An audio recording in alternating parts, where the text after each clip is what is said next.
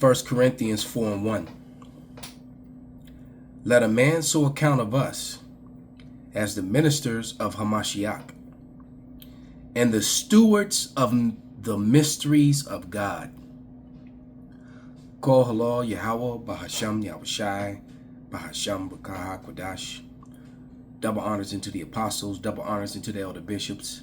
Salutations to all my fellow laborers doing this work in truth and sincerity, risking their lives and their freedom to do so now more so than ever.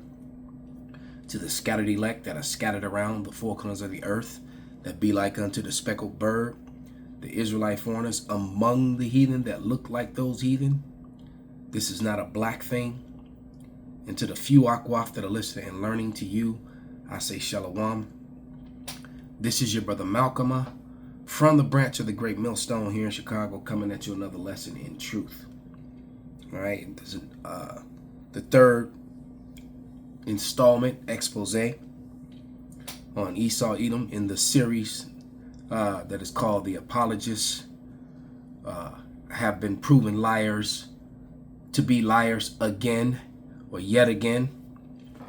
So we're just going to go into some more biblical history, scripture, and evidence, and how the three connect together, and how these mysteries were only given to the men of the Lord, which are now sharing them with the world. And Esau is being found out and searched out. Let's grab that in Obadiah. Obadiah 1:6. And it reads, how are the things of Esau searched out? How are his hidden things sought up? Well, one of the things is that his confederacy is falling apart. You know, EU, NATO, the other nations that supported him, that were part of the that council, that secret council in confederacy in Psalms 83.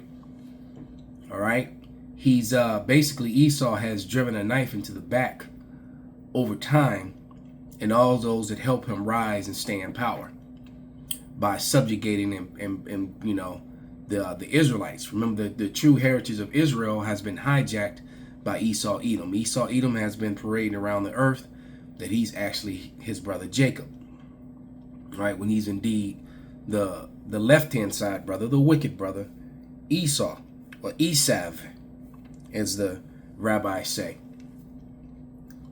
Obadiah 1:7. All the men of thy confederacy have brought thee even to the border.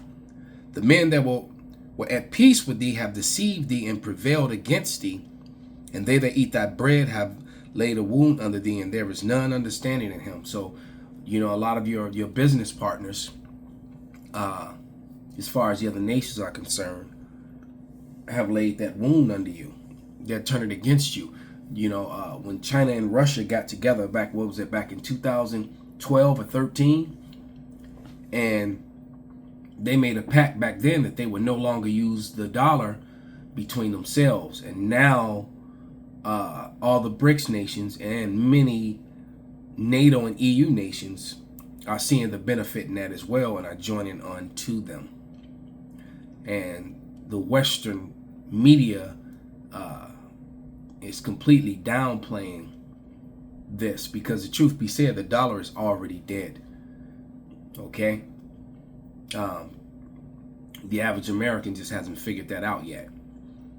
And it will show itself very soon. There will more than likely not be an, a presidential election. I believe something is going to happen to stop it, or happen while it's going on. It's too much happening in the world. All right, they got a new planned, you know what, to give everybody a universal band-aid. So you just got all kind of things coming down the, coming down the pipe there. But we left off at the minute and 40-second mark in this video, as we destroyed the Edomite, the whitewashed historical lies, and exposed them. So we're going to continue, probably, let it play for a couple minutes or so. We'll see what happens through the Spirit, because I've got a plethora of evidence and scripture and books that I will share to back up anything that I'm saying with history and with scripture. Just as I was taught by the true men of the Lord, the apostles and the elder bishops of the great millstone. So here we go. 36, verse 2. The daughters of Ishmael, Genesis 28, verse 9, 36, verse 3. The daughters of the Hivites, Genesis 36. Okay, as you would watch the first installment and the second installment, he's talking about the wives of these dark nations that Esau was marrying, and it wasn't a color thing, as this guy tries to as Charles Wiseman tried to pull off, and also as Paul Matrogen, the narrator of this audio book, is also trying to push that same message that displeased the parents of Esau. It had nothing to do with their color. Everyone was dark at that time except Esau.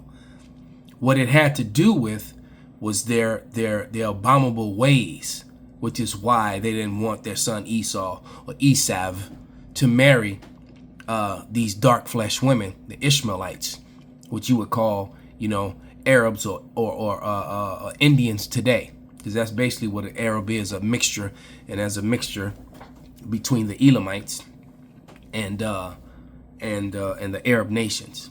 All right, you either Ishmael or Elam, but when they mix, they're called Arabs. All right, if that makes any sense. When the people intermarry, they're called Arabs. But just know and understand, whatever the father is, that's what the children are. That's what the race is. All right, so that word mix can be as confusing of a word as the word Jew, because you have to remember the Edomites took the word Jew and hijacked Israel with it, and they replaced Israelite and Israel basically with Jew and Jewish. All right, and tried to blend them to make the one thing, and they're not, because the Israelites are the actual bloodline of Jacob, and the Jewish people are the converts who are Edomites, who are Edom, Esav. All right, and that's the one of those mysteries that they've tried to hide all this time. 6, verse 2. And the Horites, Genesis 36, verses 19 through 21. These interracial marriages were a grief of mind to Isaac and Rebekah, Esau's parents. So that's the control narrative.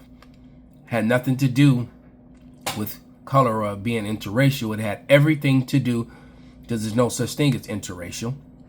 All right, that's another made-up Western concept. It had everything to do with the heathens not following the God of Abraham and Isaac. That's what the problem was.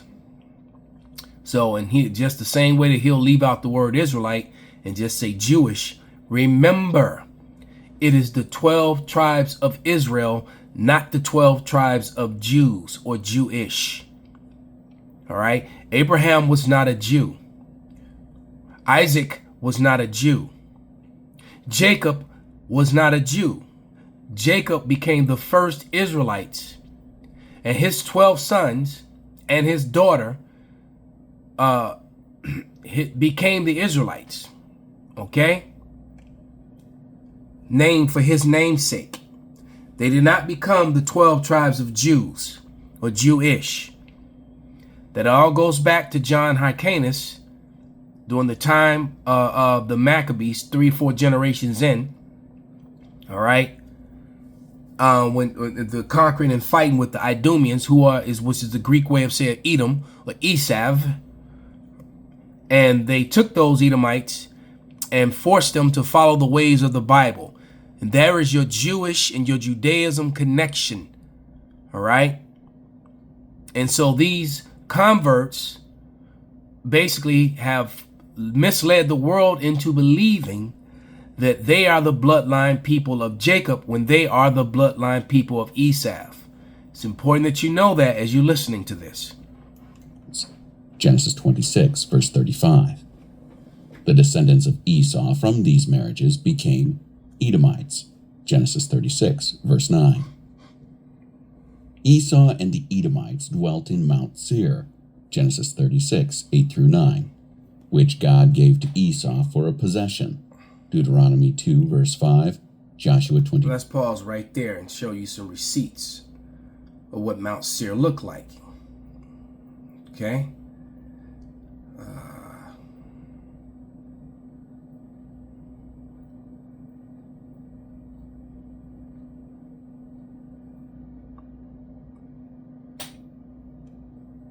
I'm using the actual phone.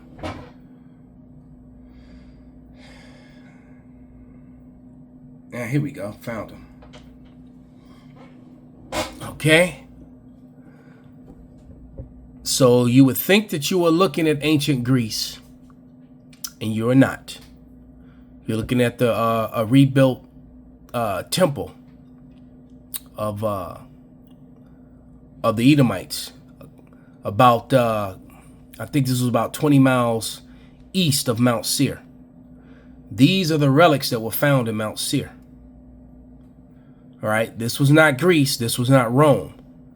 These are the relics that were found in Mount Seir, in and around Mount Seir. All right, these indeed are Idumeans, the Edomites, so-called white people. All right, who have tried to hide who they were. Once again, you would think that you were looking at some ancient Grecian, all right, but these are Edomites. And remember, they took over Greece, took over the portion of Europe, or the portion of Asia that is called Europe. All right, that's why they say Eurasia. So these people are frauds. That is an image of Mount Seir. All right, I guess that's the main spot, you know, looking from another mountain down into it. Those that dwells in the cleft of the rocks. And on the top of those, Mount Seir, at the very top of those structures are eagles. All right. Those are eagles that are at the very top. So we're dealing with the Edomite race, who's pretty much, and this was the video, this was the Asian guy in Asia, all right, which is where Mount Seir is, Western Asia, what you call the Middle East, all right, what they began to call the Middle East in the mid-1800s. So these people just hijack everything, okay? So so what he just talked about, Mount Seir, you just witnessed it.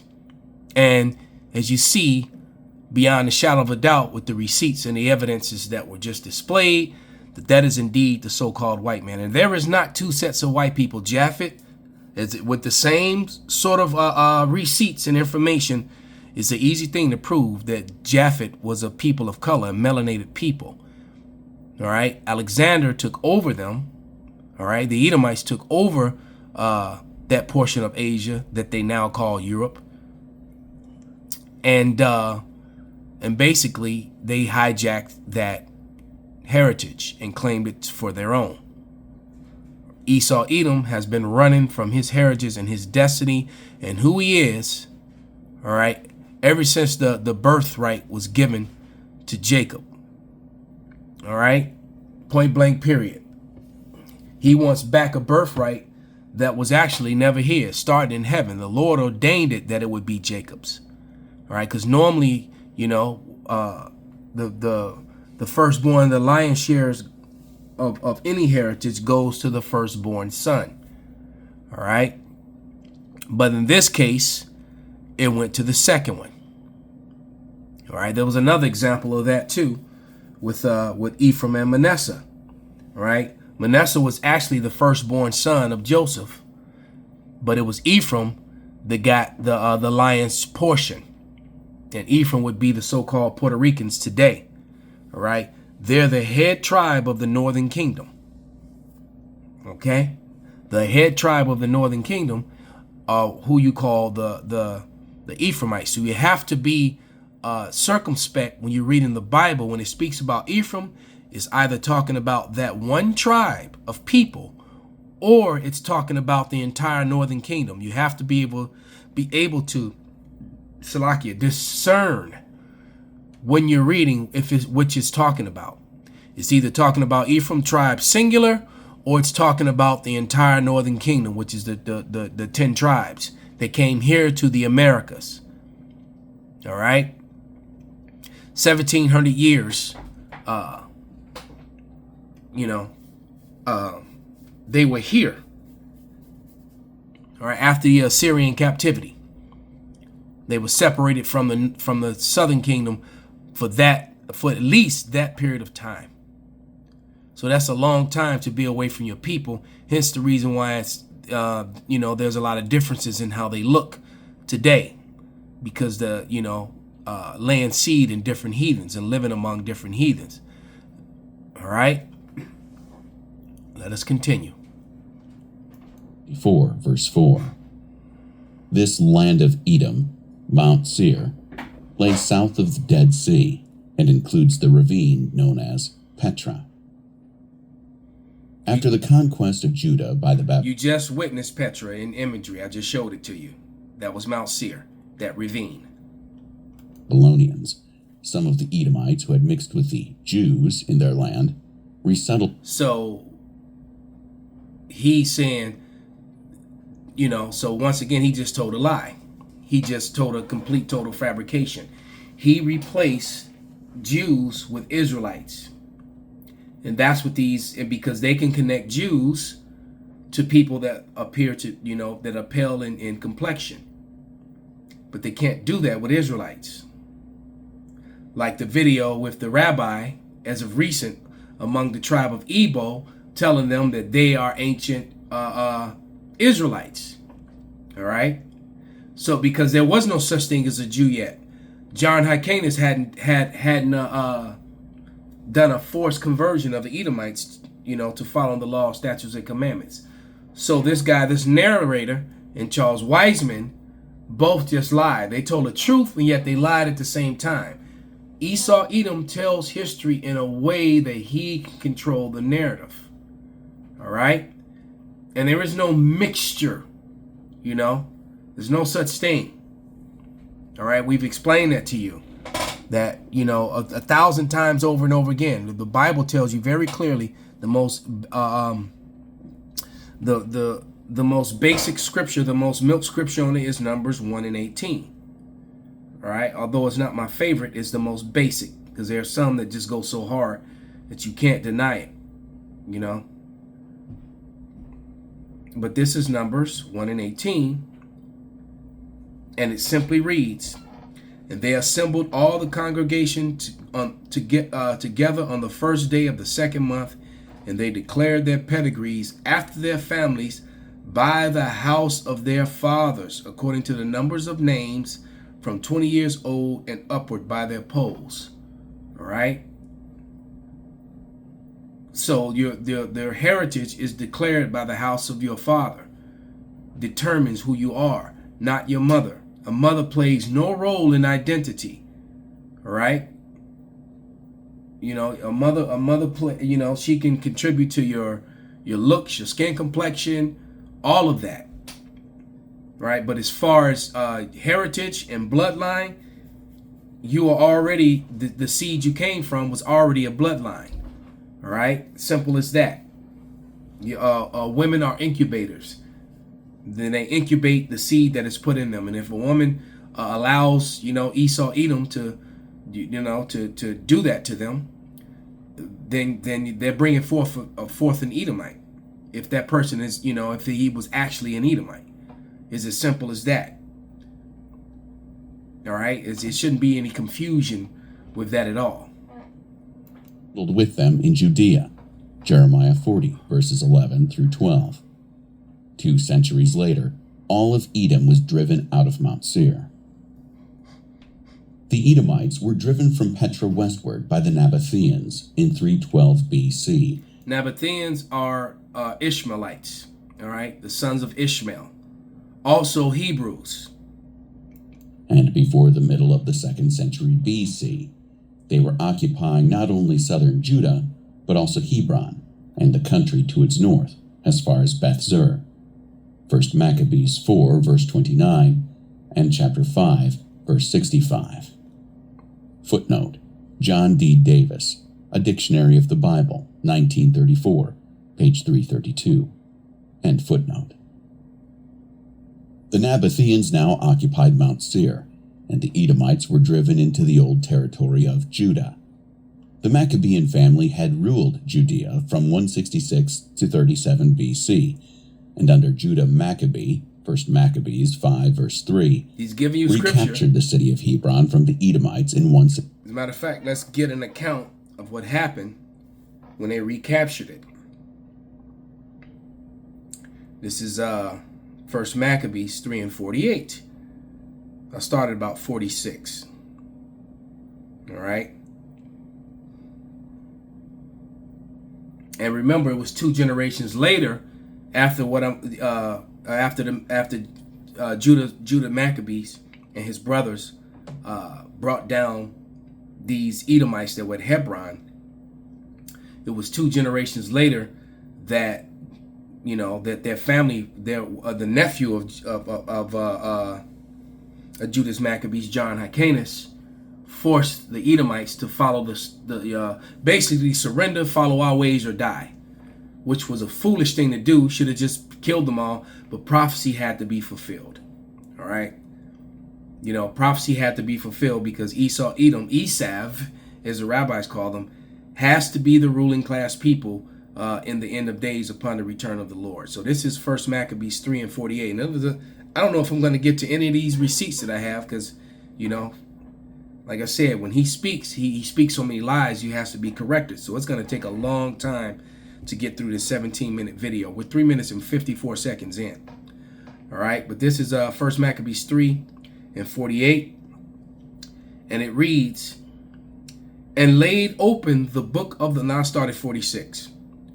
Wherefore the Israelites assembled themselves together and came to Masphah over against Jerusalem, for Masphah was a place where they prayed aforetime in Israel. It didn't say that they prayed. See, where's the Jewishness at? All right. It says, then they fasted that day and put on sackcloth and cast ashes upon their heads and rent their clothes and laid open the book of the law, wherein the heathen had sought to paint the likeness of their images, which they repeated in the biggest way during the time of the Renaissance, when Esau, Edom, the rebirth of Edom, when the Edomites came back into power and took back over Asia, you know, including the portions that they call Europe today, the portions of Asia that they call Europe. Okay, so it's very important to know that. 64 BC. A decisive change in the relations between the two factions took place when Judah Maccabee's son, John Hyrcanus, 109 BC, confronted the Edomites. John Hyrcanus conquered the whole of Edom. That wasn't his son. That was his nephew, and I think it was his great nephew. It was 3 generations down. Okay. Let me grab this book. I guess we will get to see this one receipt. Let him speak, though. And undertook the forced conversion of its inhabitants to Judaism. See, so Josephus's Antiquities. So the made-up word of Judaism, which is a Babylonian, with the Israelites never worshipped Judaism or Babylonianism. So they're lying here. Remember, they take the word Jew and they replace Israelite or Israel with Jew and Jewish, thus creating this confusion. All right. But in this book,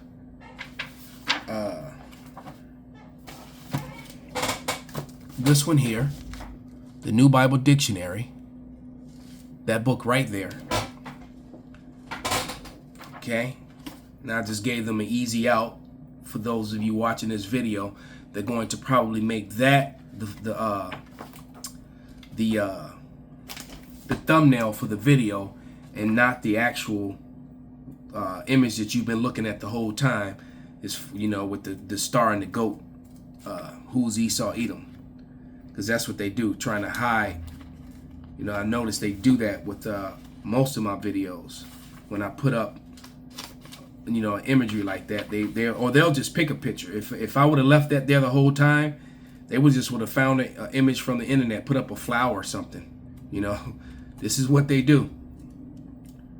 So they don't want this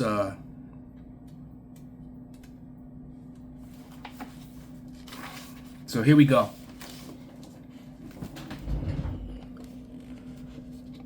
So here are the lines of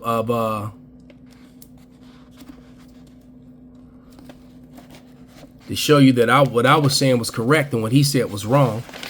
This is what the scholars have to say about the Maccabees. And you can see Judas, Mattathias, you see John, you see Simon, you see Eleazar, and Jonathan. All right, the 5 Maccabean brothers. As you can see, Judas had no sons, no children.